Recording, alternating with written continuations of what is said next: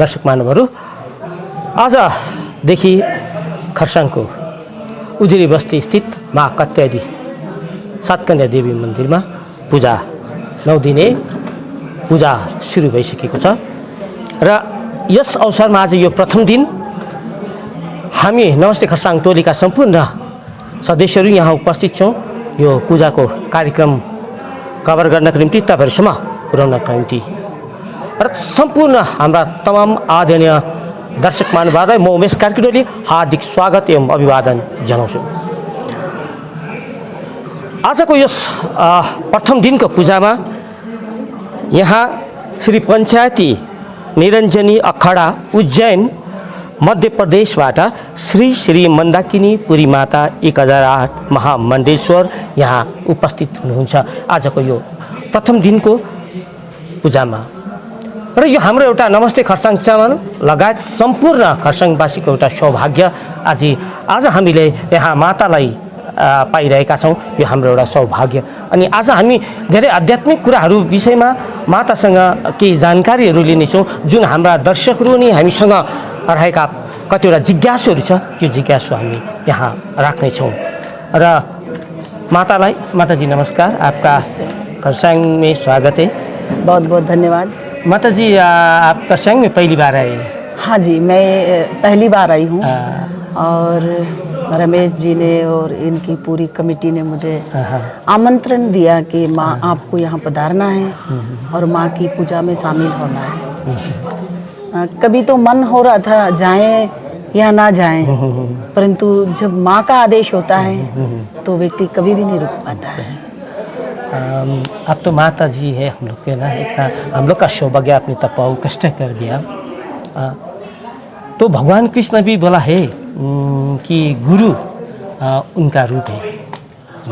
तो आप हम लोग का एक ईश्वर का एक प्रतिनिधि के रूप में आज यहाँ पर उपस्थित है। हम लोग बहुत गर्व महसूस कर रहे हैं। हम लोग सिर्फ नहीं, हम संपूर्ण खरसाङ का वासी आप लोग का आपके प्रति ऋणी रह रहे हैं।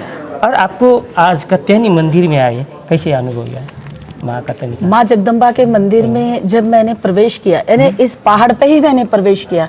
कभी भी मैं पैदल नहीं चलती हूँ, मतलब आधा किलोमीटर भी मेरे लिए बहुत होता है। नॉर्मल जगह में भी मैं नहीं चल पाती हूँ, परंतु जब हम आए तो कल भी हमने बाबा महाकाल के दर्शन किए। काफ़ी हम पैदल घूमे हैं, यहाँ भी हम ऊपर से नीचे तक पैदल चल के आए, क्योंकि हमने जब हिमाचल में तपस्या की थी हिमालय के अंदर, और तपस्या के बाद में जब हमारा नीचे का हिस्सा पूरा रह गया था। अच्छा। डॉक्टर ने बोला था आप कभी पैर पे नहीं चल पाओगे माता, परंतु माँ भगवती की और भोलेनाथ की कृपा से हम चल रहे हैं। और सीढ़ी चलने का तो डॉक्टर ने मुझे बिल्कुल मना किया है कि आप कोई पहाड़ पे नहीं चढ़ जा सकते, कोई सीढ़ियाँ नहीं चढ़ सकते। परंतु जब से मैं आई हूँ, 2 दिन हो गए मुझे, और आज मंदिर में भी आई, बिल्कुल ऐसा लग रहा है जैसे मेरे शरीर में कोई वजन ना हो, मैं फूल के समान, जैसी कोई रोग ना हो मेरे शरीर में, ऐसा मुझे मेरे शरीर को और मुझे अपने आप को अनुभव हो रहा है। आज हम लोग क्या चाहते कि आप हमारे साथ उपस्थित है, तो हम कुछ जिज्ञासा जो धार्मिक के कारण जो हम लोग का जिज्ञासा है उसके बारे में हम आपसे कुछ प्रश्न चाहते हैं, बताइए। तो माता जी, सबसे पहले आप बता दीजिए कि आध्यात्मिक और धार्मिकता, ये दोनों चीज़ फर्क क्या है, इसमें क्या अंतर है? आध्यात्मिक क्या है और धार्मिकता क्या है? देखो, धार्मिकता और आध्यात्मिक अगर देखा जाए तो एक ही पहलू है, और अगर हमारे देखने का नजरिया अलग है तो वो 2 पहलू है। स्त्री और पुरुष, नर और नारी, कोई अंतर नहीं है, परंतु हमारी दृष्टि में अंतर है। ईश्वर ने सभी को एक समान बनाया है। भगवान शिव और पार्वती दोनों एक ही है ना? तो अंतर तो नहीं है, परंतु अगर हमारे देखने का अगर धर्म है तो ही हम अध्यात्म के रास्ते पे चल पाएंगे, और आध्यात्मिक है तभी हम धर्म के रास्ते पे चल पाएंगे। जब तक ये दोनों एक नहीं है, हम कभी भी धर्म के मार्ग पे नहीं चल पाएंगे, सत्य के मार्ग पे नहीं चल पाएंगे। आध्यात्मिक में जाते हैं तो हमें धर्म से जुड़ना पड़ेगा, और धर्म से जुड़े हैं तो अध्यात्म से जुड़ना पड़ेगा। माता जी ये मोक्ष किसे कहते हैं और क्या भक्ति से मोक्ष मिलता है या हम लोग ईश्वर आराधना करते हैं उसे मोक्ष प्राप्ति होती है क्या? देखो, जब हम परमात्मा से प्रार्थना करते हो ईश्वर की प्राप्ति करते हैं। सबके इष्ट अलग अलग होते हैं। कोई शिव को पूजता है तो कोई दुर्गा को पूजता है, कोई लक्ष्मी को पूजता है तो कोई अम्बा को पूजता है, कोई भद्रकाली को पूजता है, कोई नारायण को पूजता है। तो इष्ट सबके अलग अलग है, परंतु कहते हैं भक्ति से ही मोक्ष की प्राप्ति होती है। अगर हम सत्य, धर्म, ज्ञान, वैराग्य अगर ये चीज हमारे पास है तो हम मोक्ष की ओर जाएंगे और इसी से मोक्ष की प्राप्ति होती है। माता जी ये आत्मा, हाँ, ये आत्मा का ज्ञान क्या चीज़ है और ये कैसे हम लोग प्राप्त कर सकते हैं आत्मज्ञान? आत्मज्ञान के लिए पहले गुरु के शरण में जाना पड़ता है। बिना गुरु के कोई ज्ञान नहीं मिलता और बिना गुरु के मार्ग नहीं मिलता। तो आत्मज्ञान की प्राप्ति करना है तो किसी अच्छे गुरु के शरण में जाइए, तभी आप आत्मज्ञान की प्राप्ति कर सकते हो। अगर हम लोग गुरु के बेगर ही चलने लगेंगे तो क्या होगा ऐसे? देखो, बिना गुरु से अगर आपने गुरु नहीं बनाया, शास्त्र कहता है बिना गुरु से अगर आपने कोई पूजा की, कोई दान किया, कोई पुण्य किया, वो आपका नहीं लगेगा। अगर आपके कहते हैं जब भगवान शिव ने ऐसी तो बहुत बड़ी कथा है ये, परंतु जब एक समय देवी हनुमान जी की माता, और चलो शॉर्टकट में सुना देते हैं, है ना, तो बिना गुरु के आपको कभी भी दान नहीं लगेगा। आप दान करोगे तो किसी को भी आपने दान दिया, चाहे 1 रुपया दिया, चाहे 8 आना दिया, चाहे 1 मुट्ठी अनाज दिया, वो दान आपका नहीं लगेगा। क्यों नहीं लगेगा? क्योंकि आप गुरुमुखी नहीं हो। और गुरुमुखी के हाथ का जो गुरुमुखी नहीं है और उसके हाथ का कोई जल पीता है जो गुरुमुखी है, उसका भी जो पुण्य है, जो प्रताप है, जो सत्य है, वो सारा भंग हो जाएगा। तो गुरु को जीवन में गुरु होना बहुत जरूरी है। माता जी क्या ईश्वर का नाम जपने से जो अब ये नाम स्मरण व नाम जपम होता है, जो साप्ताहिक नाम जपम क्या, तो ये सब करने से क्या हम लोग को पाप नष्ट होता है ईश्वर नाम जपने से? ईश्वर कहता है कि तू मुझे अपने हृदय से ही एक बार पुकार, तेरे जीवन के सारे पापों का नष्ट कर दूंगा। क्योंकि भक्ति और ज्ञान और वैराग्य जब तक हमारे आत्मा के अंदर विराजमान नहीं है, तब तक हम ईश्वर की प्राप्ति नहीं कर सकते। और जब तक हम ईश्वर की प्राप्ति नहीं कर सकते, तब फिर हमारे पाप नष्ट कैसे हो सकते हैं? तो ईश्वर पाप नष्ट के लिए ईश्वर के पास जाना। देखो, पहले गुरु के पास, गुरु और भगवान, माता और पंडित जी बैठे हुए हैं। माँ जगदम्बा के दरबार में ब्राह्मण होते हैं, तो वो जब पर्दा हटाते हैं तभी आप माँ का दर्शन कर पाओगे। तो ऐसे ही भक्त और भगवान और गुरु, ये 3 चीज है। भगवान आगे है, बीच में गुरु है, उसके बाद में भक्त है। तो भगवान से सिर्फ गुरु ही मिला सकता है, क्योंकि गुरु ही आपका अज्ञान का पर्दा हटाएगा, तभी आपको परमात्मा की प्राप्ति हो सकती है और आप मोक्ष की ओर जा सकते हो। और जीवन में जो भी पाप आपसे गलती से हो गए हैं, उससे भी आपको छुटकारा मिलेगा। माता जी ये संसार तो पूरा माया रूपी है, क्योंकि जो माया से पूरा ढका हुआ है, हम लोग बाहर की तरफ आकर्षित है, हम अंतर्मुख नहीं हो पा रहे हैं। तो इस मन, चंचल मन के और ये माया रूपी से हम लोग कैसे अंतर्मुखी हो जाए? देखो, मन तो चंचल है। ये मन एक क्षण के लिए भी कहीं नहीं रुकता। ये कभी विदेश चला जाएगा, कभी कहाँ चला जाएगा, कभी ऐसा ये चलता। ये तुरंत में एक सेकंड के अंदर, क्षण मात्र में वो आपको आदेश देता है कि तू ऐसा कर ले, तू ऐसा कर ले, ऐसा करने से ऐसा हो जाएगा। परंतु जो हमारी आत्मा होती है वो पवित्र होती है, वो शीतल और निर्मल होती है। वो हमें कहती है रुक, तू जिस रास्ते पे जा रहा वो रास्ता तेरा गलत है। परंतु मन कहता है नहीं, तू मेरी सुन, तू आत्मा की मत सुन। तो आत्मा शीतल और निर्मल होती है, और जो आत्मा आदेश देती है उससे कभी गलत कार्य नहीं होते।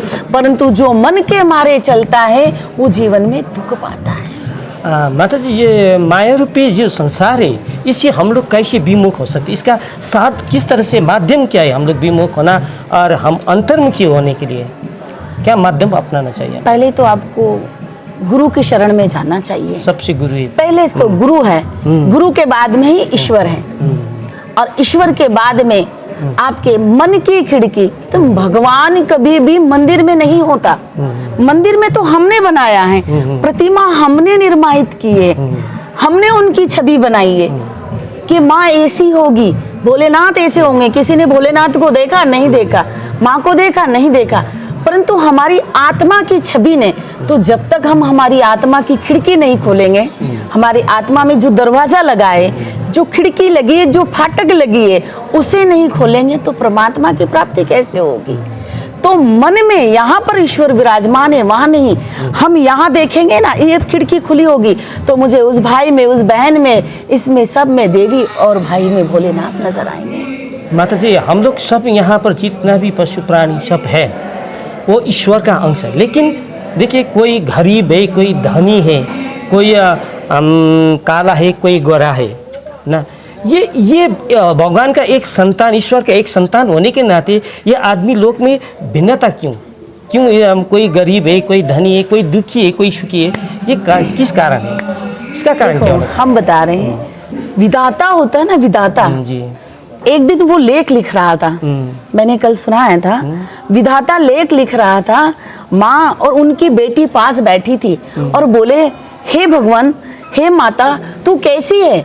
किसी को तो इतना धन दे देती है, किसी को इतनी संतान दे देती है, किसी की संतान जन्म लेने के तुरंत मार देती है, किसी की माँ को मार देती है, किसी के 20 वर्ष के बेटे को मार देती है।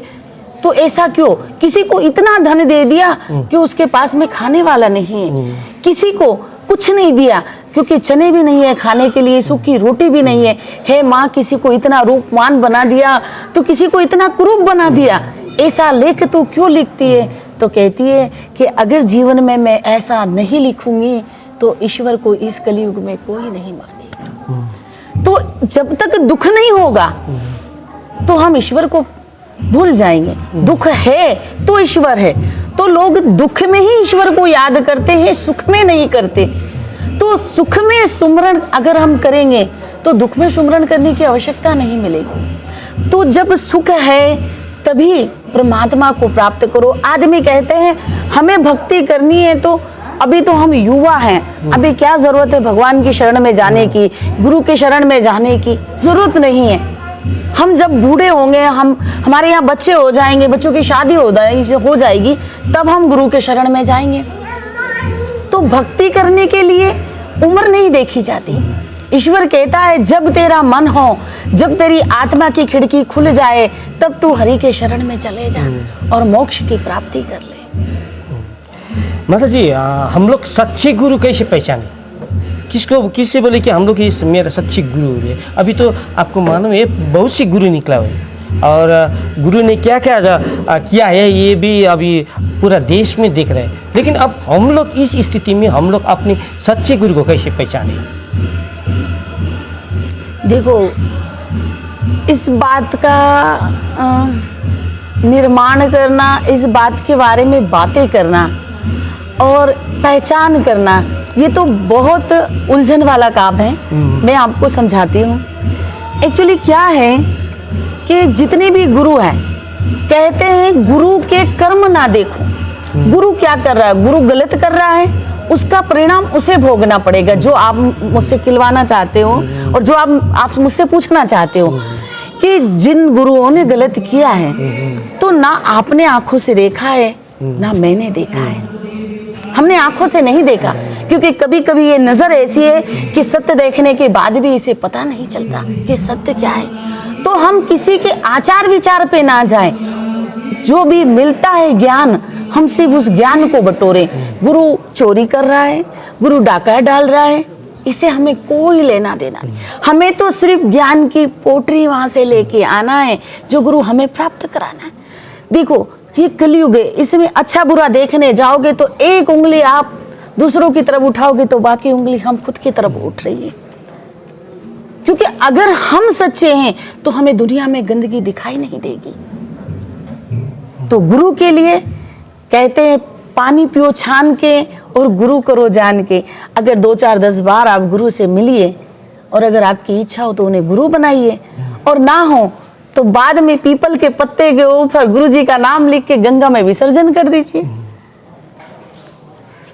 क्योंकि गुरु बनाना जीवन में बहुत आवश्यक है, तभी आप भगवान की प्राप्ति कर सकते हो। आप कोई भी इष्ट हो, आपको देवी का इष्ट हो, देवता का इष्ट हो, कुछ भी हो, या आप भक्ति कर रहे हो तो भी आपको गुरु चाहिए। बिना गुरु से जीवन में किसी चीज की प्राप्ति नहीं होती। ईश्वर को भी प्राप्त करने के लिए आपको गुरु, क्योंकि भगवान और भक्त के बीच में जो पर्दा होता है वो गुरु ही हटाता है। गुरु से आध्यात्मिक ज्ञान कैसे प्राप्त करें?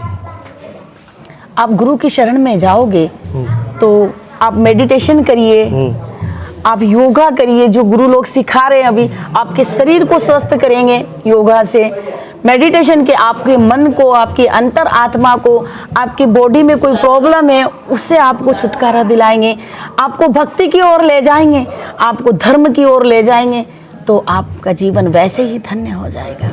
माता जी, अभी देखते हैं कि विभिन्न योग साधनाएं वगैरह हो रहा है और भगवान की सामने में नजीक में जाने के लिए बहुत किस्म, अभी के वर्तमान समय में जो अभी जो कली है, इस समय में हम लोग भगवान के पास पहुंचने के सहज माध्यम क्या होगा?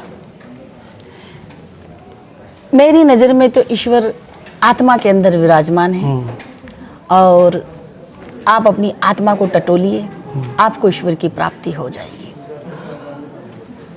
तो अभी सत्य वर्तमान इस टाइम में, कली युग में, हम लोग सत्य को कैसे पहचाने?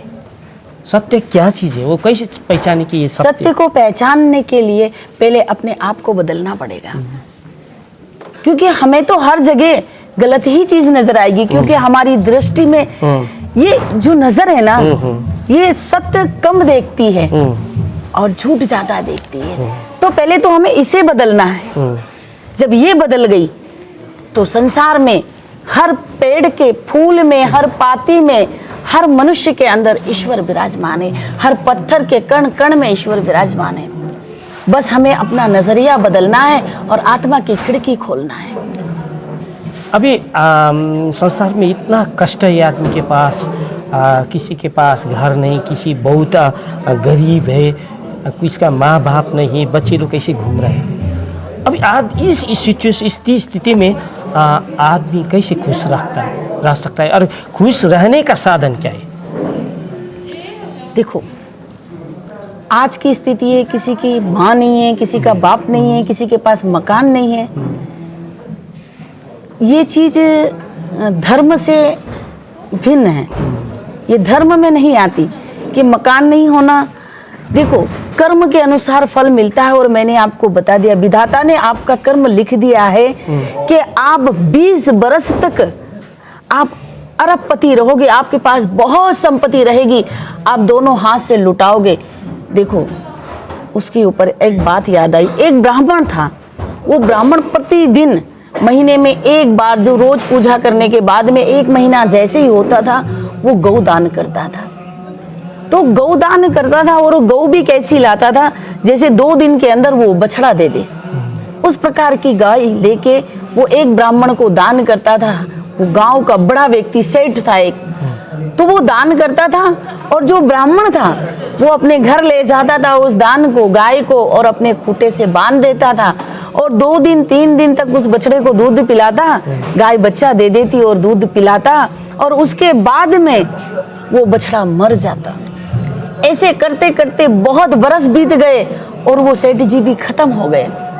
सेठ जी खत्म हो गए तो सेठ जी ऊपर चले गए, और जब वो ऊपर गए तो वो नर्क में थे। इतना दान पुण्य करने के बाद में व्यक्ति नर्क में, ऐसे गरीब को मकान बनाना, लोगों को भोजन कराना, भूखे को भोजन कराना, किसी का मकान नहीं है उसका मकान बनाना, कोई बीमार है उसका इलाज कराना, और प्रतिदिन भंडारा वो चलाता था। परंतु फिर भी वो व्यक्ति नरक में गया। उन्हीं के गांव का एक व्यक्ति छोटा, वो नाई का काम करता था, और वो प्रभु के घर भगवान की बाल सीधे करने जाता था। तो वो जहाँ पहुँचा तो उधर से राम राम किया, आ रहा था तो देखा तो वो नरक में इतने बड़े बड़े कीड़े थे उसे। बोले महाराज आप तो इतने बड़े दानी थे, आप यहाँ क्या कर रहे हो, आप तो स्वर्ग में होने चाहिए। बोले भाई मुझसे बहुत बड़ी गलती हो गई। बोले क्या? बोले मैंने जो दान किया वो पात्र नहीं देखा, मैंने उचित पात्र को दान नहीं किया, मैंने कुपात्र को दान कर दिया, तो मेरा दान ही मेरे को ले डूबा। क्योंकि जो दोष था, जो प्रति महीने एक गाय का बछड़ा मरता था, उसका दोष मुझे लगा, क्योंकि मैंने उस पात्र को नहीं देखा। तो कभी भी दान करना तो उस पात्र में करना कि आपका दान उचित जगह लग जाए, वरना आप ऐसा दान कर दो कि किसी को 200 रुपए दिए, भाई मेरे को जरूरत है 200 दे दो, और वो जाके 200 का पी लेगा और साथ में बच्चों को पीटेगा, पत्नी को पीटेगा, घर का मकान बेच देगा हैं, और फिर तो उसका पाप भी आपको ही लगना है जो दान करता है। तो इसीलिए दान भी उचित पात्र में ही करना। और कहते हैं सीधे हाथ से दान किया तो उल्टे हाथ को पता नहीं चलना चाहिए, तो दान है। पात्रता देख के दान करना चाहिए। माता जी किस पात्र को करना चाहिए, किस तरह का पात्र से हम लोग दान करेंगे? देखो पात्र, जैसे आपने किसी को दान किया, जैसे ये भाई है रमेश जी है, इनकी पूरी टीम है। आज इस टीम में अगर जो भी व्यक्ति इस संस्था को डोनेट करता है, इस संस्था में दान देता है, तो आपको लग रहा होगा कि ये दान उचित जगह लगा है। एक पहाड़ पे छोटा सा मंदिर, माँ की एक छोटी सी छवि थी, आज वहाँ भवन बन गया। आज हम लोग बैठ के माँ के कीर्तन कर रहे हैं, भजन कर रहे हैं, भोजन ले रहे हैं, प्रसादी ले रहे हैं और सत्य मार्ग की ओर जा रहे हैं। तो इससे बड़ा दान क्या हो सकता है? तो ये उचित पात्र है जिसमें यहाँ के लोग दान कर रहे हैं, ये उचित पात्र है। माता जी परिवार के साथ रहते, अगर हम लोग परिवार के साथ है, हम लोग परिवार का वहन करना पड़ता है, तो यहाँ रहती हुई ईश्वर की प्राप्ति संभव हुई परिवार के साथ। सबसे बड़ा आश्रम ही गृहस्थ आश्रम है। जो गृहस्थ आश्रम को चला लेता है उसने पूरी दुनिया में विजय पाली। क्योंकि गृहस्थ आश्रम, देखो हम तो सन्यासी है, हमने माँ कहते हैं कि जब एक लड़की सन्यास धारण करती है तो उसके माँ बाप को, भाई को बहुत कुछ सुनना पड़ता है।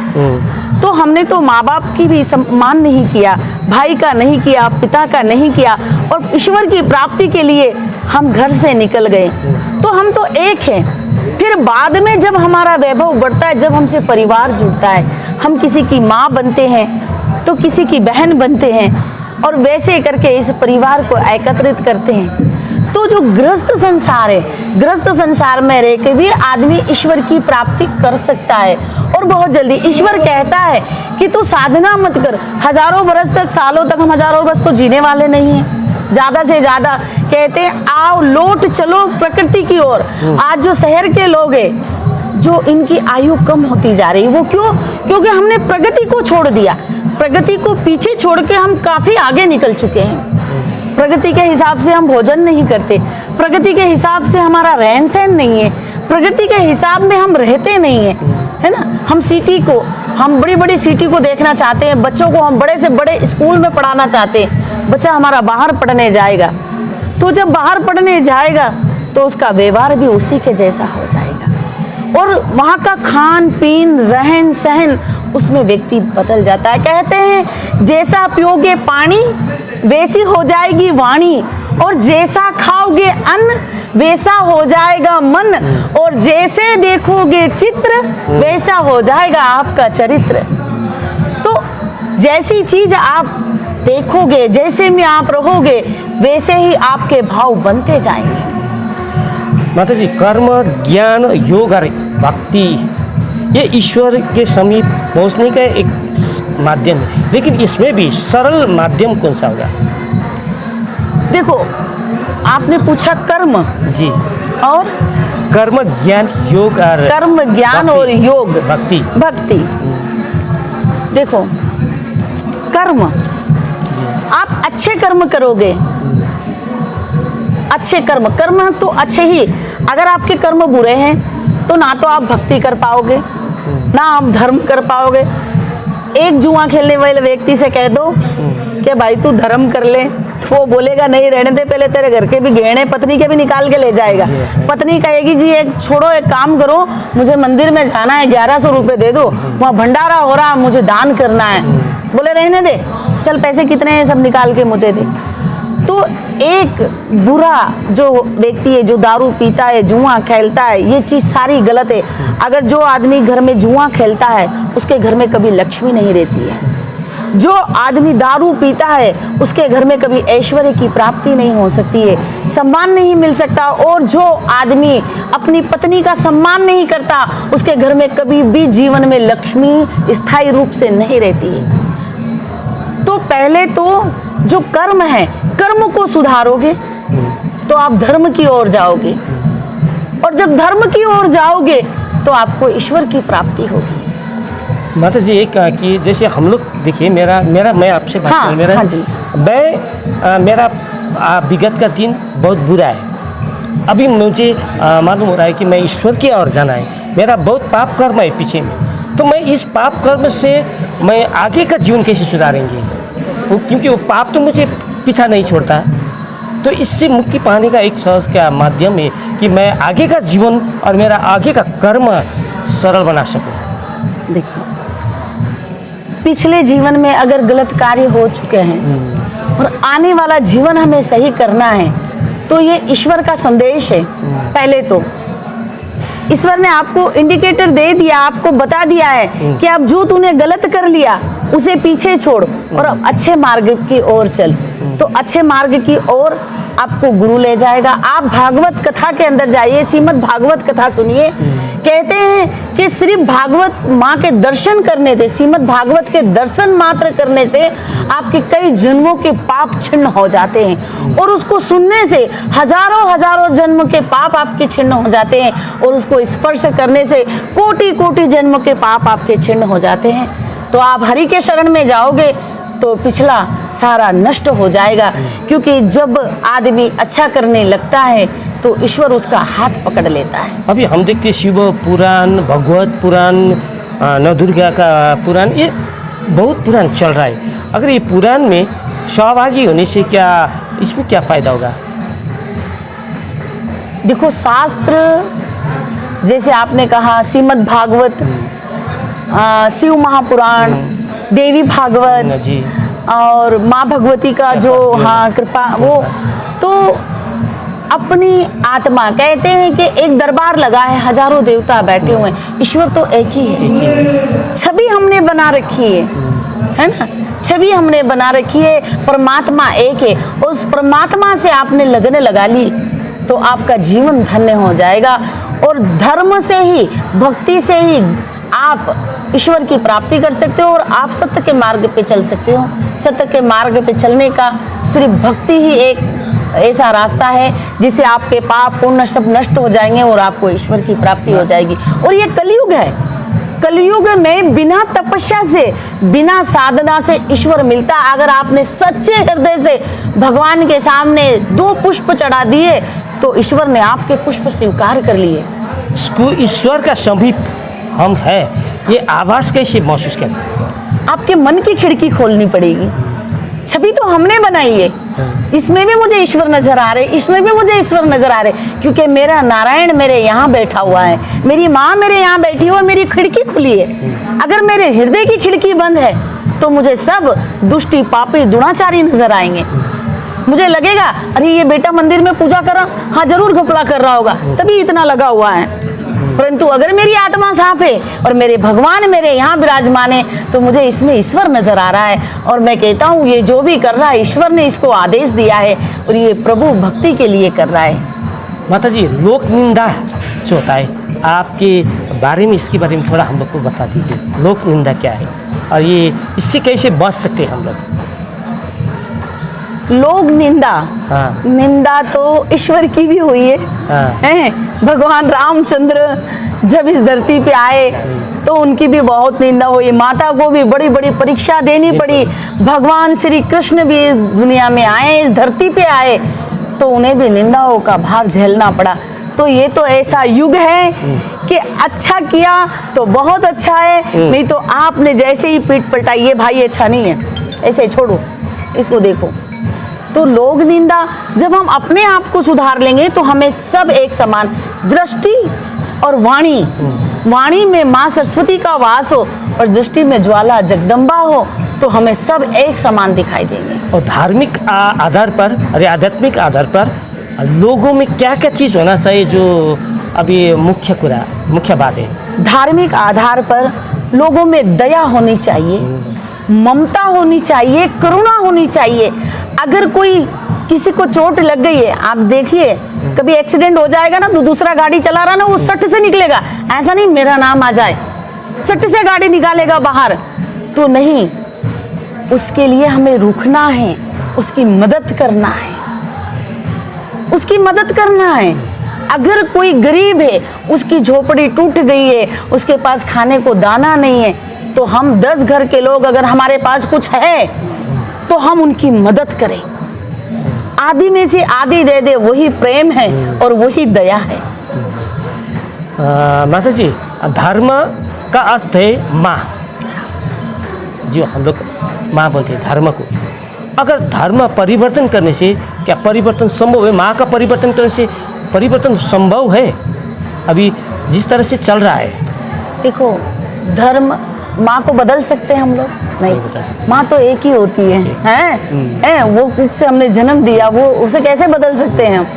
तो माँ को तो नहीं बदल सकते और धर्म भी नहीं बदलना चाहिए। हम जैसे हैं, अगर कोई बोले जी आप बनिया हो, मेरे से एक ने पूछा कि महाराज जी साधु की कोई जात होती है? मैंने बोला मूर्ख क्या पूछ रहा है, संत की कोई समाज नहीं होती, संत की कोई जात नहीं होती। संत ना ब्राह्मण होता है, ना बनिया होता है, ना हरिजन होता है। संत एक समाज का आईना होता है। तो जाति है जो ये हम लोगों ने बनाई है। तो हम जब किसी की मदद करेंगे तभी तो हमें दया होगी, ममता होगी, करुणा होगी, तभी तो हम किसी की मदद करेंगे। आपको चोट लग गई तो मुझे ऐसा लग रहा है कि नहीं, ये चोट इन्हें नहीं मुझे लगी। हम अपने आप में महसूस करें कि अगर ये चोट इसे लगी और यही चोट अगर मुझे लगी थी तो मुझे इसका कितना दर्द होता। तो अगर आप उसका दर्द महसूस कर लोगे, उस दिन आपने सत्य के मार्ग पे चल ली और आपने परमात्मा की प्राप्ति कर ली, जब आपको किसी का दर्द महसूस हो गया। माता जी, अब हम इसका समापन करते जाते हैं, लेकिन अंतिम में एक प्रश्न पूछना है आपसे, जरूर पूछिए। कि धर्म का सार क्या है? धर्म का सार है ज्ञान। बिना ज्ञान से आप धर्म के मार्ग पे नहीं चल सकते, क्योंकि अज्ञानी आदमी को क्या पता कि धर्म क्या होता है। माता जी, कल आप दार्जिलिंग गए, महाकाल बाबा का मंदिर गए, हाँ। और कैसा अनुभव रहा वहाँ पर? मुझे बहुत अच्छा अनुभव हुआ। एक्चुअली जब मैं महाकालेश्वर बाबा के मंदिर में पहुंची तो मुझे ऐसा लगा जैसे मैं उज्जैन में बाबा महाकाल ज्योतिर्लिंग के सामने विराजमान हूँ, उनके सामने खड़ी हूँ, मैं उनकी आरती कर रही हूँ, मैं उनकी पूजा कर रही हूँ, मैं उन्हीं पे दूध और दही सेत सब चढ़ा के उनका अभिषेक कर रही हूँ। मुझे ऐसा अनुभव हुआ। और मेरी आत्मा में एक अनुभव और हुआ वहाँ पर कि जैसे बाबा महाकाल की आरती होती है, भस्म आरती, ऐसे ही दार्जिलिंग में भी बाबा महाकाल के यहाँ भस्म आरती होनी चाहिए। बाबा को भस्म, क्योंकि जहाँ बाबा महाकाल है, जहाँ अगर महाकाल का नाम है, वहाँ पर भस्म तो बाबा को चढ़नी चाहिए। तो कल आपके विचार में, जैन में एक विचार आया कि ज्योतिर्लिंग स्थापित करने के लिए, वो कैसे आ गया आपके ये विचार? मैंने क्या बोला, मुझे इस भाई में भी ईश्वर दिखाई दे रहा, इस भाई में भी। मुझे बाबा ने ही आदेश किया कि मंदाकिनी, तुम्हें जब 12 ज्योतिर्लिंग की यहाँ स्थापना करनी है। हमने बोलवाला, जय बाबा, आपका आदेश सर माथे पे, जैसा आप आदेश दोगे वैसा कार्य हम करेंगे। तो मेरी अंतरात्मा, ईश्वर ने मुझे प्रतिमा में से नहीं बोला, परंतु मेरी अंतरात्मा से ईश्वर ने एक आवाज लगाई और मैंने उस आवाज को सुना। क्योंकि जब हमारी आत्मा पवित्र हो जाएगी, हमारा मन पवित्र हो जाएगा, हम धर्म के मार्ग पे चलेंगे और गुरु की शरण में जाके हमारा नेत्र तीसरा खुल गया, हमारी अंतर आत्मा जाग गई, तो हमें ईश्वर की आवाज, एक छोटे से पक्षी भी वो जो जंगल के अंदर कोई परेशानी में होगा तो उसकी आवाज भी हमें सुनाई देगी, क्योंकि हमारी अंतर आत्मा में परमात्मा विराजमान है। माता जी, आप यहाँ मंदिर में आए, अभी पूजा चल रहा है, आपका पूजा, यहाँ का मंदिर का पूजा, मंदिर का माता जिसे आपने दर्शन किया, कैसा अनुभव हुआ यहाँ का? देखो, मैं जैसे ही मंदिर में पूजा के लिए गई और मंदिर में प्रवेश किया, माँ को मैंने चुनरी उड़ाई, तो बच्चों ने मेरे गले में एक माला डाल दी, पर माँ के गले में माला नहीं थी और हम माला पहन के बैठे हुए थे। हमें अजीब एक मतलब बेचैनी हो रही थी, और तब जैसे ही माँ के गले के अंदर एक माला डाली गई, तब हमें ऐसा लगा कि माँ की पूरी कृपा हमारे ऊपर, मतलब हमारा शरीर इतना भारी हो गया, हम समझ नहीं पा रहे थे कि हमें क्या, हमें लग रहा हमें चक्कर आ रहे हैं। हमने बच्चों को बुलाया, बेटा इधर आओ। बोले क्या माँ? बोले हमें थोड़ा सा बाहर जाना है। बोले क्यों? बोले हमें थोड़ा सा बेचैनी हो रही है। परंतु वो बेचैनी नहीं थी, वो माँ की कृपा थी।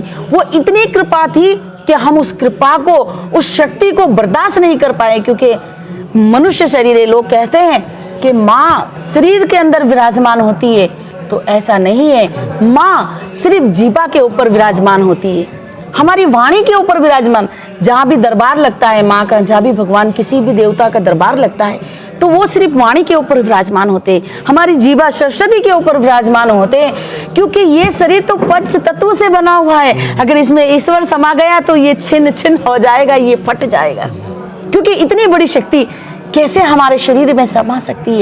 एक परछाई मात्र होती है जो सामने से गुजरती है और वो जीवा के ऊपर विराजमान हो जाती है, और लोग मात का दरबार लगाते हैं, देवता का दरबार लगाते हैं, वो न्याय करते हैं। हम तो उनको साक्षात प्रणाम करते हैं बार बार। माता जी, आप अंतिम में आप जो हम लोग का टीवी देख रहे हैं, अभी जो लोग बैठे हुए हैं, तो आप उन लोग से क्या कहेंगे? यहाँ देखो, जितने भी भाई हैं, मैं उनको पहले सभी लोगों को जय श्री राम बोलती हूँ। और जिस धरती पे मैं आई हूँ, माता वसुंधरा के चरणों में कोटि कोटि चरण वंदन करती हूँ। और मैं सभी मीडिया प्रभारी भाई लोगों से, जो इलेक्ट्रिक मीडिया वाले हैं और प्रेस मीडिया वाले हैं, सभी भाई से मैं एक निवेदन करना चाहती हूँ और प्रार्थना करना चाहती हूँ कि जीवन में जहाँ कहीं भी सत्य हो उसे अवश्य दिखाइए, झूठ के पीछे कभी मत जाइए। और जब जब आपने सत्य को, क्योंकि आप ही कलयुग के तीसरे नेत्र हो, कलयुग में ईश्वर ने आपको तीसरा नेत्र बनाया है, तो आप सत्य दिखाइए और सत्य की मार्ग पे चलिए। आपकी भी जय जयकार होगी और आपकी भी विजय होगी।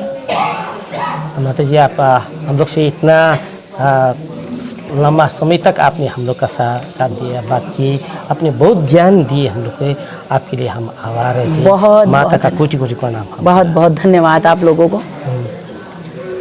तो आदरणीय दर्शक महानुभावहरू, अहिले हामीले यहाँ उजेरी बस्ती स्थित सातकन्या देवीमा माँ कात्यायनी मन्दिरमा हामीले आजको यो पहिलो दिनको पूजामा हामीले बात गऱ्यौँ श्री मन्दाकिनी निरञ्जनी अखाडा उज्जैन मध्य प्रदेशका श्री श्री मन्दाकिनी पुरी माता 108 महामण्डलेश्वरसित यहाँसित बात गऱ्यौँ र यहाँका धेरै कुराहरू हामीले तपाईलाई यहाँले ज्ञान दिनुभएका ज्ञानका कुराहरू तपाईलाई हामीले प्रसारित गरेर देखायौँ र यसको र अब हामी यो कार्यक्रम यहीँ समापन गर्छौँ र अघिल्लो कार्यक्रमहरू तपाईँ हामीसँग जोडिराख्नुहोस्।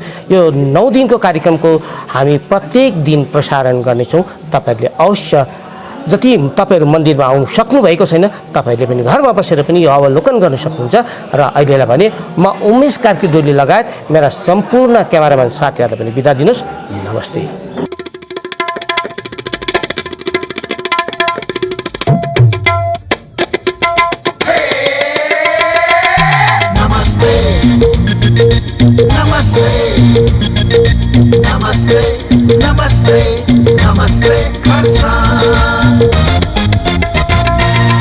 नमस्ते खरसाङ।